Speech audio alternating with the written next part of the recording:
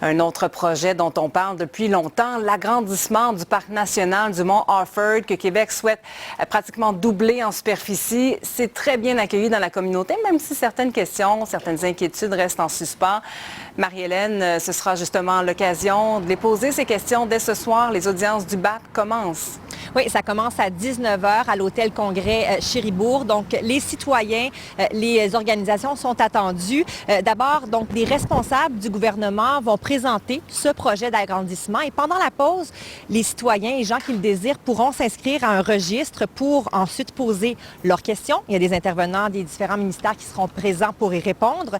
Actuellement, le parc national du Mont Harford a une superficie d'un peu plus de 59 km² et le projet, c'est d'ajouter près de 46 km au parc avec des terrains que Québec a acquis au cours des dernières années.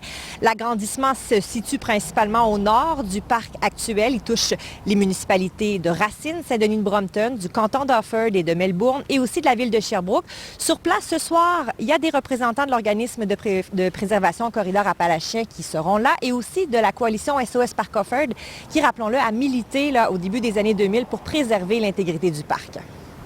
Ce qu'ils font actuellement, c'est de tenir la promesse de doubler la superficie du parc. SOS Parc Offord, on pense qu'on est partie prenante, en fait, une des raisons pour lesquelles ce parc a été doublé. On en est très content. C'est une bonne nouvelle pour la biodiversité, c'est une bonne nouvelle pour l'environnement et pour les gens de la région. Et on aimerait également que ça ne soit pas une fin complète en soi, cette nouvelle délimitation du parc. On aimerait qu'il y ait quelque chose qui reste flexible, ouvert, pour que le gouvernement puisse accepter d'autres parcelles qui soient annexées au parc national du Mont Harford au fil du temps. On attend beaucoup de monde ce soir, Marie-Hélène. Il y a des citoyens qui comptent aussi se faire entendre. Oui, en fait, dans le nouveau projet, il y a 4 secteurs distincts qui seront mis en place, entre autres celui du lac Montjoie, où on veut encourager des activités de calme et de contemplation, notamment sur les terrains qu'occupaient jusqu'en 2009 les prêtres du séminaire de Sherbrooke. Il y a des résidents du chemin du lac Montjoie qui mène en fait au site, qui s'inquiètent des impacts du flot de visiteurs. C'est un chemin qui est situé à la limite entre Saint-Denis-de-Brompton et de Sherbrooke.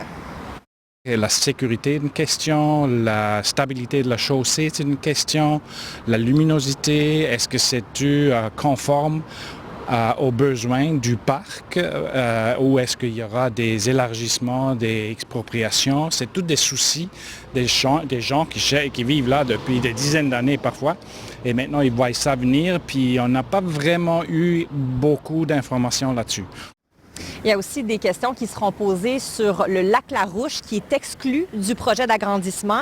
C'est un lac privé qui appartient à la famille Bombardier. Il sera carrément donc enclavé dans le parc. L'environnementaliste Jean-Guy Despots, qui a longtemps été à la tête du Conseil régional en environnement de l'Estrie, le déplore. J'ai jamais vu ça, un parc avec un lac qui est enclavé dans le parc, puis qui demeurera privé. Je trouve que c'est une injustice de faire ça ainsi. Parce que je connais beaucoup de personnes ici en Estrie qui ont été expropriées pour agrandir le parc et ils n'ont pas eu un privilège tel. La deuxième partie des audiences, ça va se passer le 3 avril prochain. Là, les citoyens et les organisations vont pouvoir déposer des mémoires. Oui, la table est mise pour ce soir. On aura une collègue sur place. On pourra la suivre notamment sur notre site web. Merci, Marie-Hélène. Au revoir.